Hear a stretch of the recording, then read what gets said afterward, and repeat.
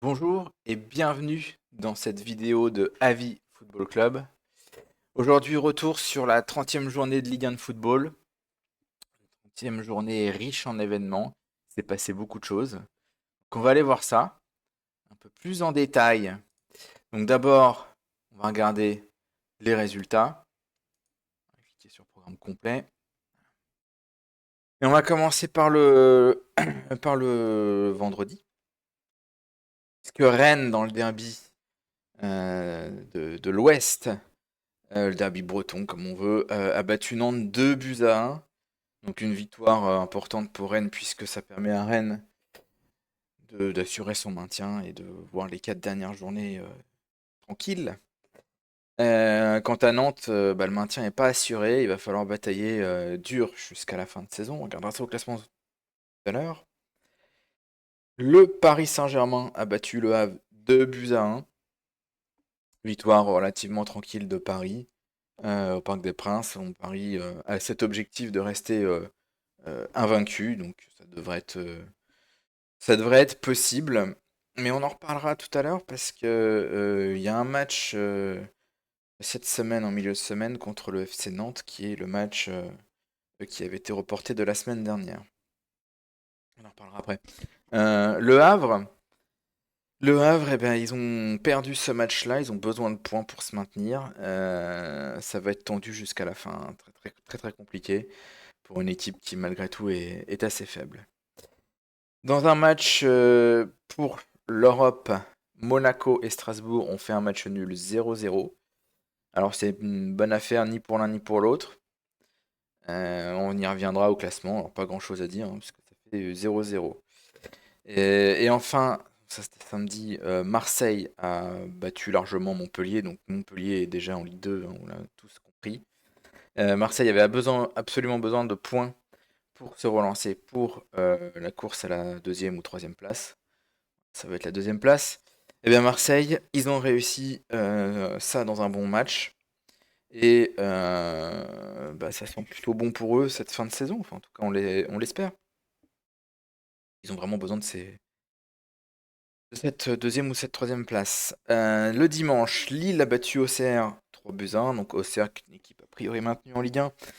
Et Lille qui se bat, elle, pour les places européennes. Donc 3 points très importants pour Lille. On y reviendra aussi au classement.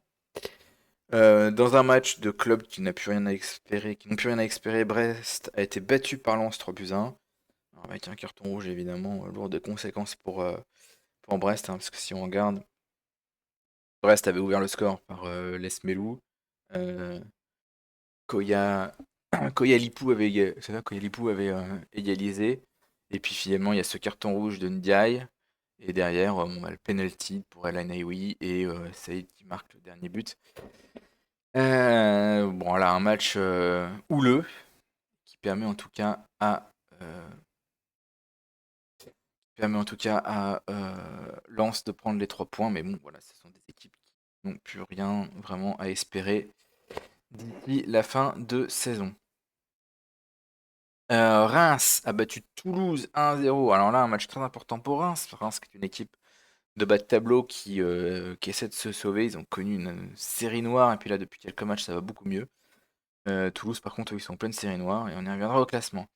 Nice a battu Angers, match très important pour Nice aussi pour recoller aux équipes qui se battent pour les coupes européennes. Quant à Angers, bah, le maintien n'est pas assuré, donc ça va être assez compliqué. Et enfin, le dernier match, le match polémique de cette journée-là, qui était le fameux derby entre Saint-Étienne et Lyon.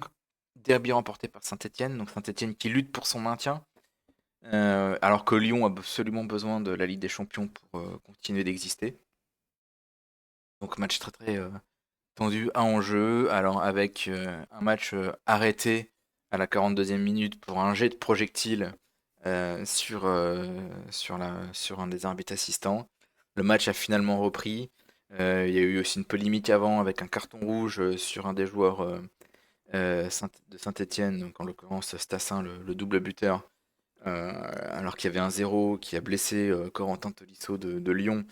Mais le carton rouge a finalement été retiré au joueur de Saint-Étienne qui a pu continuer le match et marquer d'ailleurs le deuxième but en deuxième mi-temps. Donc beaucoup de polémiques pour ce match-là. On ne sait pas du tout ce qui va se passer par la suite, puisque évidemment un officiel a été blessé, puisque l'arbitre assistant a reçu un projectile, même s'il a pu reprendre en la seconde mi-temps. Malheureusement, Saint-Étienne risque d'avoir, alors sans doute pas le match perdu, mais en tout cas peut-être des points retirés. C'est pas forcément très très bon pour eux en vue du maintien.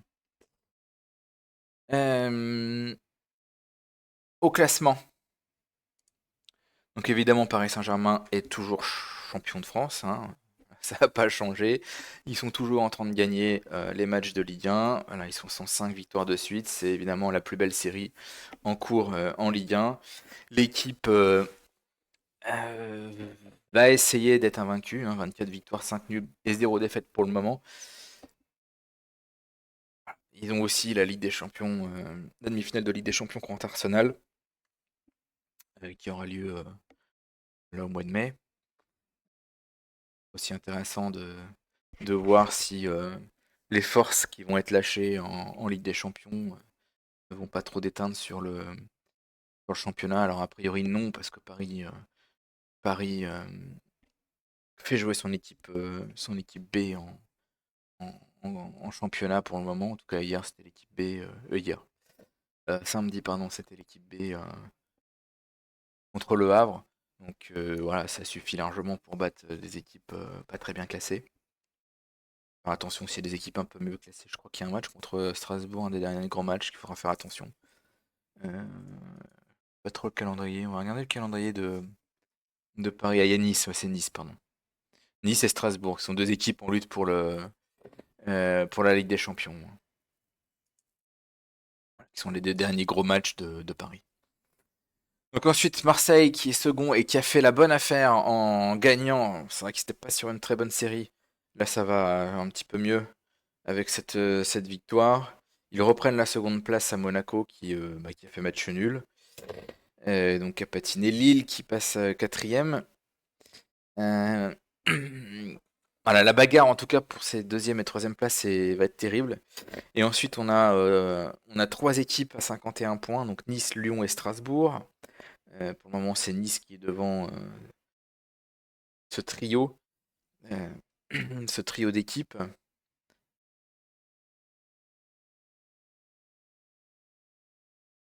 fait, c'est ça.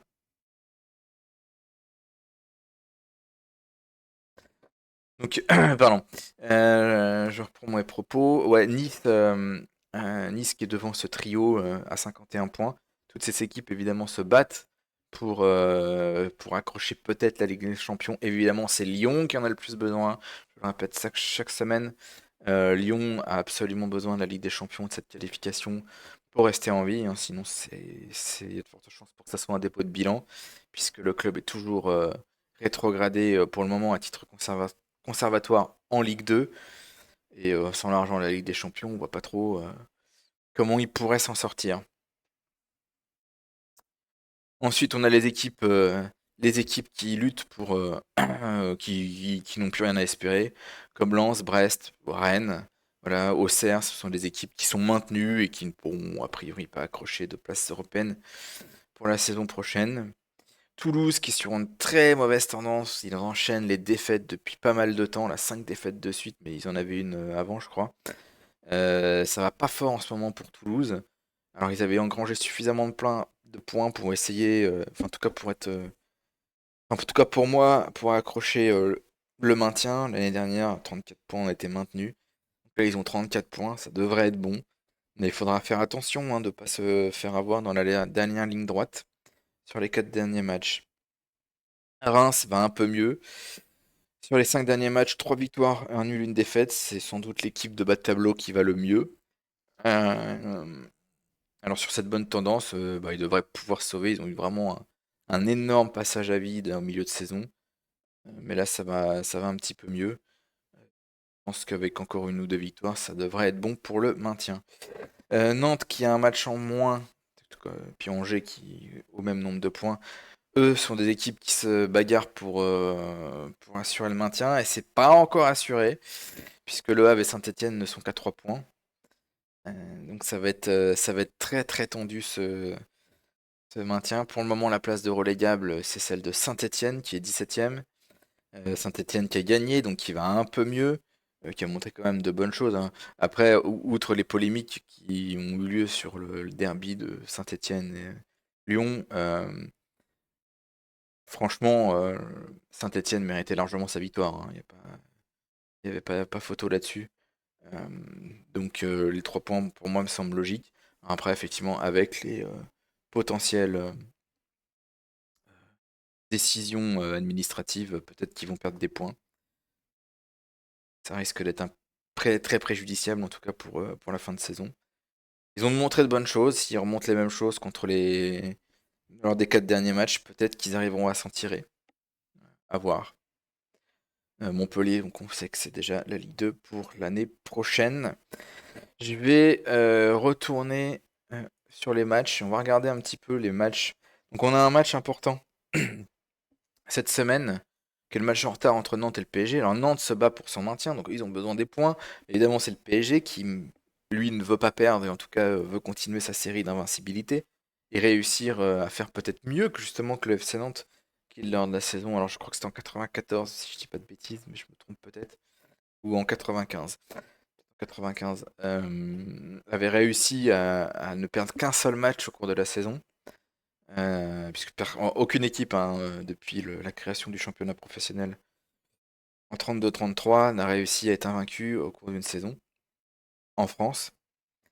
Euh, Pa- Paris a cette possibilité, donc ils vont effectivement sans doute tout donner à Nantes pour ne pas perdre le match. Pourquoi pas l'emporter, mais Nantes a besoin des 3 points, donc ça va être un beau match cette semaine. Ça a lieu mardi, donc demain, au moment où j'enregistre la vidéo. Ensuite, on aura le match du week-end prochain. Donc PSG-Nice. Alors pareil, Nice qui lutte pour la Ligue des Champions. Donc eux, ils ont besoin des points, hein, pour essayer de se qualifier. Euh, à voir, hein. Nice qui n'est pas une équipe qui réussit beaucoup à Paris ces dernières saisons. Peut-être qu'ils réussiront à trouver la formule pour embêter Paris. À voir. Ensuite, le samedi, Strasbourg-Saint-Etienne. Match très important pour les deux clubs. Strasbourg est dans la même position que Nice pour la lutte pour les places européennes, tandis que Saint-Etienne a besoin de points pour se sauver. Ça va être un joli match avec une équipe de Strasbourg qui est une équipe plutôt joueuse, mais parfois un peu naïve. Et puis Saint-Etienne qui est toujours la plus mauvaise défense du championnat, donc c'est un peu compliqué. Ou peut-être pas le plus mauvaise, peut-être que maintenant c'est Montpellier. Je vais pas regarder, on va regarder. Euh, c'est Montpellier qui a la pire défense, effectivement. Montpellier qui a la pire défense.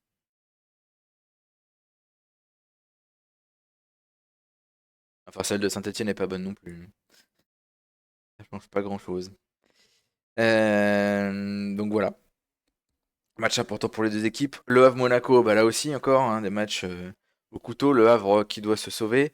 Monaco qui espère remporter la victoire pour continuer et espérer la Ligue des Champions. Donc Et puis bon, Monaco semble supérieur au Havre, donc match très très important. Lyon-Rennes, un match important pour Lyon. Pour Rennes, eux ils sont maintenus, donc ils n'ont plus grand-chose à espérer. Angers-Lille, match pour le maintien pour Angers. Lille qui doit l'emporter pour espérer accrocher la Ligue des Champions. J'ai pas donné trop mes pronos d'ailleurs sur les matchs. Je veux dire PSG-Nice, PSG devrait logiquement l'emporter. Strasbourg-Saint-Etienne, Strasbourg devrait logiquement l'emporter, mais voilà, hein. Ici, Monaco devrait l'emporter. Là, je mettrais quelques pièces sur Lyon, mais Lyon ça va pas très très bien et Rennes ça va mieux. Donc peut-être que Rennes peut faire un exploit, on verra. Lille ici doit l'emporter contre Angers. Nantes-Toulouse, donc match pour le maintien, surtout pour Nantes, et là Nantes doit absolument prendre les 3 points. Je vais éviter sur Nantes. Lens-Auxerre, non, match de milieu de terrain, de milieu de tableau, sans grand enjeu. On va miser Allez sur Lens à domicile. Montpellier-Reims, alors c'est peut-être une bonne opportunité pour Reims de gagner à Montpellier, parce que Montpellier, on a compris que c'était relégué. Et Reims peut prendre des points et presque assurer son maintien. En tout cas, ça sentira bon pour eux. Et enfin, un Marseille-Brest. Marseille doit logiquement l'emporter face à Brest au Vélodrome. Donc voilà pour mes pronos de la prochaine journée. Bah écoutez, si j'ai dit des bêtises, si j'ai dit n'importe quoi, bah dites-le moi en commentaire. Et puis je vous dis à plus tard pour une prochaine vidéo.